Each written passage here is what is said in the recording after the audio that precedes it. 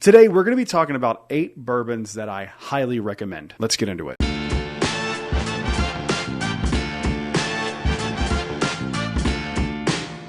Hello everyone, welcome back to Brad's Bourbon Reviews. I'm Brad, and today we're talking 8 different bottles of bourbon that I always recommend to people. Some of these are bottles that you may have skipped over across your bourbon journey. Some of these are really good if you are new into whiskey and bourbon, and all of them come highly recommended by myself. Enough talking about it, let's go ahead and get into these. These are in no particular order. First up, this is a pretty regularly available bourbon. This is Old Grandad 114. Yes, the bonded will do, but for me, a little bit of extra money with that proof point makes a lot of sense, and it is just better in my opinion. Bonded, nothing wrong with it, but I always recommend Old Grandad 114. It is a really solid bottle. I hope it never goes away. There was a rumor a few years ago that it was going away, but I see it now more than ever, so I don't think that's true. It's just really good. You get like a salted caramel, peanutty note on it. It's fantastic. If you have never tried Old Grandad 114 or you haven't tried it in a while, this is your sign to go back to it. Moving on to the next one. All right, this is the cheapest one on this list by a long shot. Pricing on this is kind of funky. I've bought it for as little as $13 just a few weeks ago, and I've paid as much as $30 for it in South Carolina. I am talking about Early Times Bottled in Bond. You can completely ignore that 80 proof version of Early Times. It's terrible. And if you've tried that and you're scared to try this, they're not even in the same ballpark. That's like saying you don't like Jack Daniel's 12 year because you don't like Old Number 7. That's a little bit of an extreme jump, but I stand by it. This is a very high quality bottle of bourbon. It punches way above its weight. It shouldn't be this good for the price and how much you get of it. Like, it's a liter size bottle for like $15, $20 in some cases. It is by far and away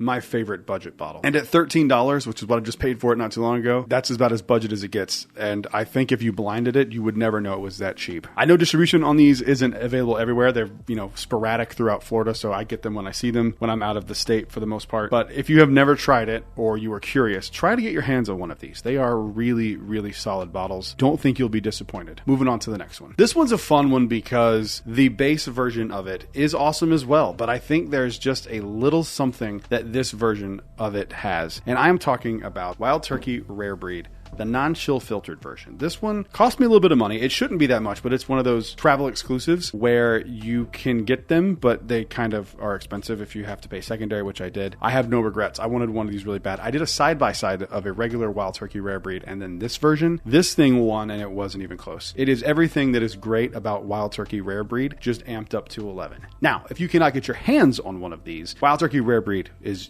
awesome as well. So if you can't find that, you can substitute this bottle for the regular Wild Turkey Rare Breed. But if you can or are willing to, by going on a vacation or something and seeing it and grabbing it, getting it that way, or paying secondary prices for it, you're not going to be disappointed. This thing is an absolute banger. Of course, you have to like Wild Turkey and like that flavor profile. And if you do, then I think you'll really find that this is very special. Moving on to the next one. Up next is a distillery that is near and dear to my heart. This is Conviction from Southern Grace Distilleries. I have been on the hype train from them from the moment I tried their first bottle that I ever purchased, and I love them so much. And this is Virginia's Birthday Barrel. It's probably, outside of my barrel pick, one of my favorite bottles that they've ever produced. It is really, really exceptional. It was in the running for Bottle of the Year for me last year, and I have a bottle from them that will be on that list this year as well. You probably know what it is. They are not all created equal, however. So if you go to a liquor store and you try one that's not great, I would urge you to, maybe if you live in North Carolina, go to the distillery and try some of the picks that they have, because their picks are absolutely insane. They do vary. So I would urge you, if you've tried some of their stuff in the past and you kind of passed on it, a lot of stuff they were releasing when they were really new as a distillery was really, really young, and they have greatly improved the quality since then. Their 6-year, 7-year stuff,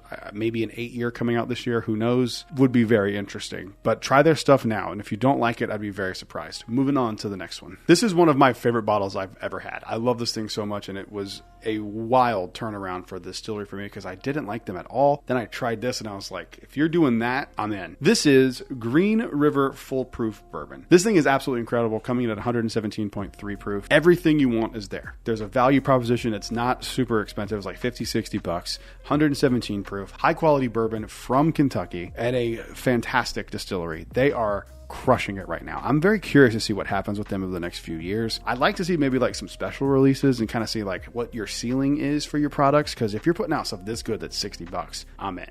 It's an unbelievable, unbelievable bottle. If you have not tried this bottle from them, go find one. I'm sure you can find one if you do some digging. Brown sugar notes, some molassesy notes, like really darker. It's a much darker profile with a little bit of fruit in there. It's honestly fantastic. If you haven't gotten one of these yet, go do yourself a favor, pick one up. Moving on to the next one. Up next, this bottle is probably the most allocated one on this list outside of the rare breed. I know that one's like hard to find, but for different reasons. This one is like a technically allocated item. This is one of the most perfect bourbons on the planet. This is Knob Creek 12 year. This is my favorite of all the Knob Creek stuff. I like the 12, I like the 15, I like the 18, but the Knob Creek 12 is like the sweet spot for me. I think that like 12 to 15 years is like the sweet spot for Kentucky bourbon. I think once you get past that, you kind of law of diminishing returns kind of thing. Like it's getting oakier, but like not developing much more stuff. That's just obviously in general opinion. Here's what I love about this bottle. It is a pretty straight down the middle bourbon. There's nothing that will blow your mind, but it is an absolutely great bottle, and it's allocated enough where it makes it fun if you find it. It's just expensive enough to feel like you're putting some money into it. Like it literally hits all of these like perfect markers for me, and it's just a really, really good bottle. Moving on to the next one. All right, a lot of people know this brand already. It's one of the biggest whiskey brands in the world. I feel like they still kind of get overlooked by a lot of people. More hardcore whiskey and bourbon fans respect them now more than they used to, but I still get like the average comment that like, oh, this brand's not great. They just, they make Old Number 7 and it's terrible, so I don't want to try anything from them. I'm talking about Jack Daniel's, and I'm talking specifically about the Jack Daniel's single barrel proof offerings. This one is the bourbon or Tennessee whiskey, whatever you want to call it. I highly recommend the rye and this one. Jack Daniel's rye is some of the best rye on the market, but I'm specifically today talking about their Tennessee whiskey. These are so incredibly good for the price. You get cask strength Brown-Forman juice. It's absolutely unbelievable. If you can get a pick, even better. This is one from Southern Spirits. This was that like chocolate peanut butter one that I got back in, I think, January. Absolutely delicious. Pick one of these up. Try the Rise as well. If you try this and you don't like one of these, granted, they all are single barrels. They're pretty consistently good. I haven't had any that I did not like. So if you can find one of these, I highly urge you to give this one a chance. These are pretty readily available. You should be able to find one. Moving on to the last one. This is another one for me that's like, is really difficult to come by, but like it's only because they have limited distribution, and I think it's intentional. This is Dragon's Milk Toasted Barrel Batch 2025A. I just got another one of these. It's not the same batch. I'm excited to try a different one. Completely blown away by this. I had no idea that they were making this high quality bourbon. They're based out of Michigan, and they're just making incredible stuff. I have only had the toasted stuff, but if you can find one of these, you should absolutely do it. It is an insane bottle. It is probably going to be in my top 10 of the year. I mean, I think it's one of these bottles for me that like I love, and I regret not trying their stuff earlier because it's just so good. So if you've never tried it, or you were like kind of on the fence about it because it looks like a little gimmicky, I totally understand. And that was my mindset too, which is why I never tried anything from them. Give them a shot. They are making incredible stuff. Shout out to Dragon's Milk, man. You've completely won me over. This is one of the best bottles I have had this year. So comment down below. Let me know what bottles you would always recommend to somebody. While you're down there, make sure you leave a like and subscribe because we are on the road to 10,000 subscribers. I'll see you guys on the next one. Until then, cheers. A big thank you to all the Patreon supporters you see on screen right now.